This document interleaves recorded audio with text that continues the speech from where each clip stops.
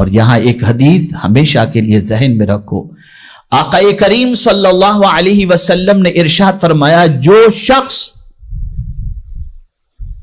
معافی مانگے، کسی سے معافی مانگے اور وہ شخص اسے معاف نہ کرے تو آقا کریم صلی اللہ علیہ وسلم فرماتے ہیں وہ کل بروز قیامت میرے حوض کوثر پر نہ آئے وہ۔ اسلام سکون قائم کرنے کے لیے آیا، خوشیاں دینے کے لیے آیا، پیس دینے کے لیے آیا، دلوں کو اللہ عز و جل کے نور سے منور کر کے طبیعت کے اندر فرحت و سرور پیدا کرنے کے لیے آیا۔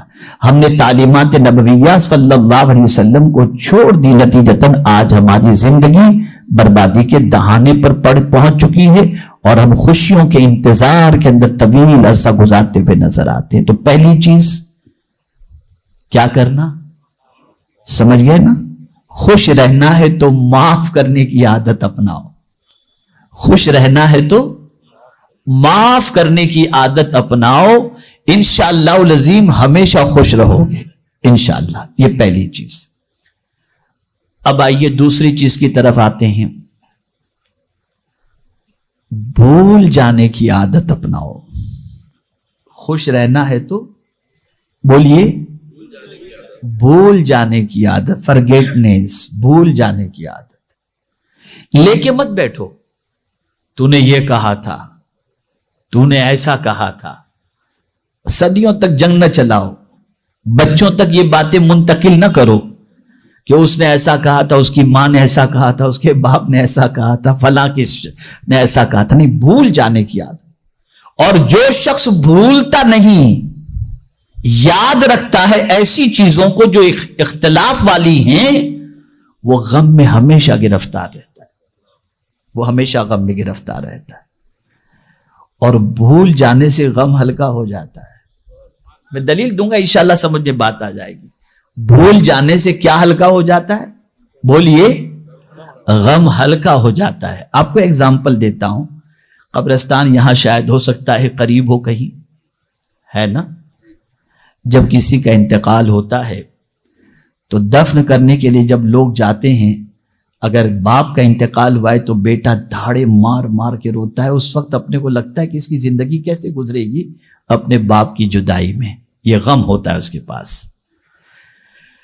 اس غم کی وجہ سے ہم کو یہ محسوس ہوتا ہے کہ اب تو کبھی اس کو خوشی ہوگی نہیں، کبھی مسکرائے گا ہی نہیں لگتا ہے۔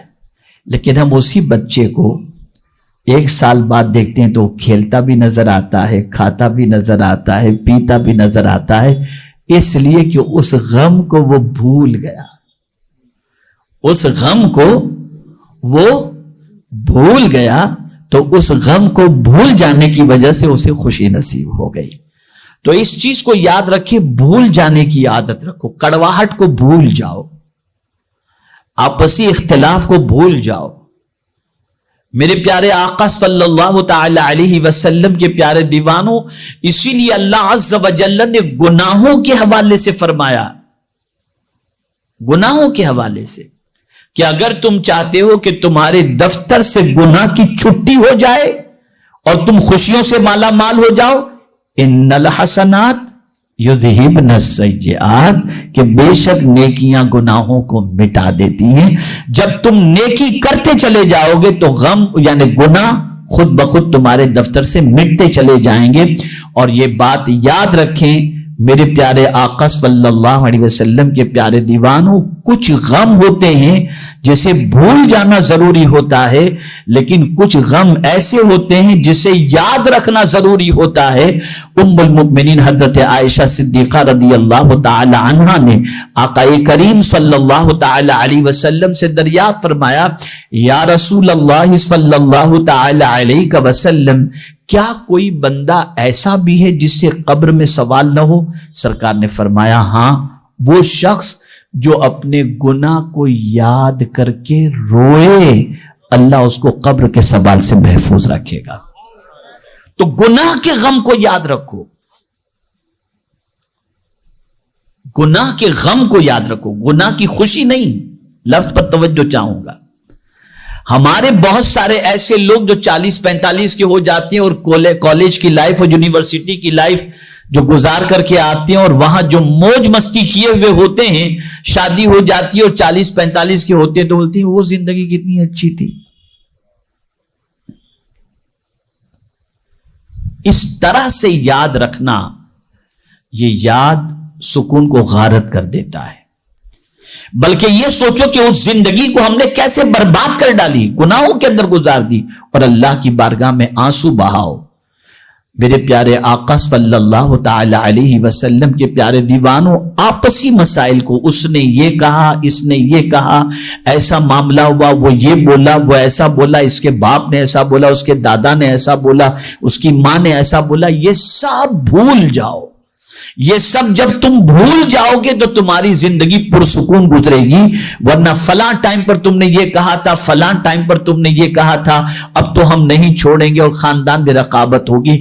اس لیے ایک عادت خوش رہنا ہے تو اپناؤ، ان چیزوں کو بھول جاؤ. ان چیزوں کو بھول جاؤ جو تمہارے دل کو صدمہ دیتی ہیں، جو تمہارے دل کو تکلیف پہنچاتی ہیں، ان چیزوں کو تم بھول جاؤ. اگر تمہارے اندر بھولنے کی عادت اس قسم کی باتوں سے رہے گی، تمہاری زندگی میں خوشیاں رہیں گی اور تمہاری زندگی خوشی سے لبریز ہو جائے گی. اب آئیے تیسری چیز، اور یہ بہت اہم ہے.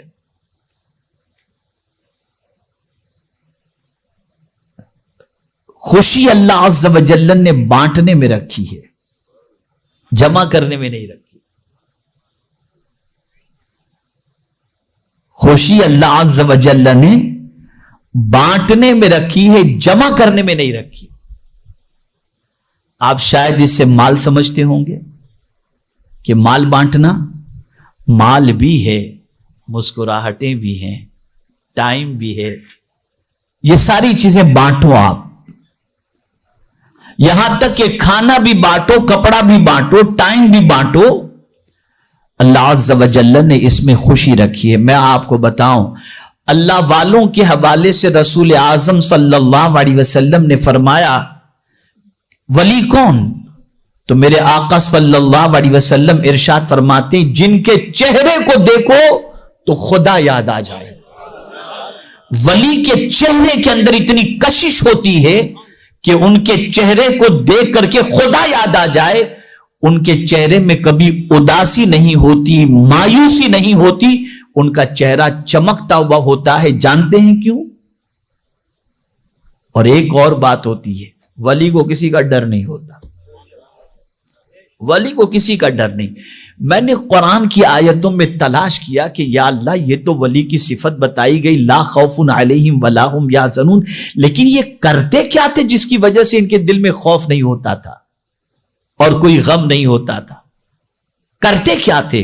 تو ایک نہیں بلکہ آیتوں کا انبار مجھے نظر آیا. آئیے سنیے 2 آیتیں میں آپ کو بتاؤں. اللہ کے ولی اس لیے خوش نظر آتے تھے اور ان کو کسی چیز کا یعنی پاسٹ کا کوئی غم نہیں، فیوچر کا کوئی ٹینشن نہیں. وجہ کیا تھی؟ تو اس کو قرآن نے مینشن کیا، الذین ينفقون اموالهم باللیل والنہار سرا وعلانیہ فلہم اجرہم عند ربہم ولا خوف علیہم ولا هم یحزنون. وہ دن میں، رات میں دکھا کر، چھپا کر اللہ کی راہ میں اپنا مال بانٹتے رہتے ہیں. یہ بانٹنے والے، یہ بانٹنے کی وجہ سے اللہ ان کے دل سے خوف کو نکال دیتا ہے اور پاسٹ کے غم سے اللہ عز و جل انہیں نجات عطا فرماتا ہے. اور پھر یہ نہیں کہ دھندا اچھا ہو تو بانٹے اور مندے میں نہ بانٹے. نہیں، اللہ والوں کی شان قرآن بیان کرتا ہے، الذین ينفقون اموالهم الذین ينفقون فی السراء والضراء، کہ وہ اپنا مال خرچ کرتے ہیں خوشی میں بھی اور غم میں بھی. یعنی خوش ہوتے ہیں تب بھی خرچ کرتے ہیں اور غم میں ہوتے ہیں تب بھی خرچ کرتے ہیں. اس لیے ان کے چہرے پر بہت بشاشت ہوتی ہے اور وہ ہمیشہ خوش نظر آتے ہیں. اللہ ان کو غم سے بے نیاز کر دیتا ہے اس لیے کہ وہ بانٹنے والے ہوتے ہیں. اب سائیکولوجیکل پوائنٹ آف ویو سے میں آپ کو بتاؤں, ریسرچ یہ بتاتی ہے کہ سخی کبھی اداس نظر نہیں آئے گا اور بخیل ہمیشہ اداس نظر آئے گا. آپ سخی کو دیکھیں گے وہ مسکراتا ہوا دکھائی دے گا آپ کو, لیکن بخیل کو ہمیشہ آپ دیکھیں گے منہ لٹکایا ہوا, حل من مزید, حل من, اور آئیے, اور چاہیے, اور چاہیے, اور چاہیے. سخی کو اللہ عز و جل خوشیاں عطا فرماتا ہے. بلکہ آقا کریم صلی اللہ علیہ وسلم نے ارشاد فرمایا, السخی حبیب اللہ ولو کان فاسق. سخی اللہ کو محبوب ہے اگرچہ وہ گنہگار ہی کیوں نہ ہو, اگرچہ گنہگار ہی کیوں نہ ہو. اللہ نے سرکار صلی اللہ علیہ وسلم نے فرمایا سخی اللہ کا حبیب ہے, اللہ کا محبوب ہے.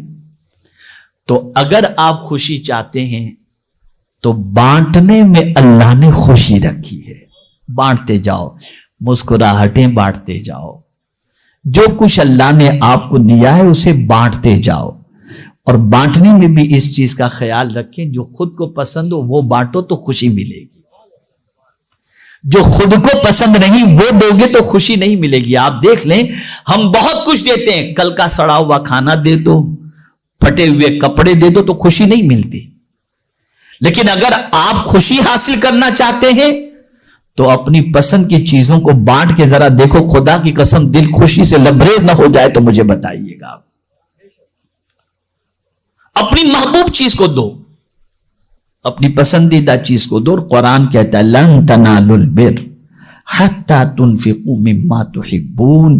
ہرگز نیکی کو نہیں پہنچ سکتے جب تک کہ اپنی پسندیدہ چیز اللہ کے نام پہ نہ دے دو. تو بانٹنے میں خوشی ہے, بانٹنے میں خوشی ہے.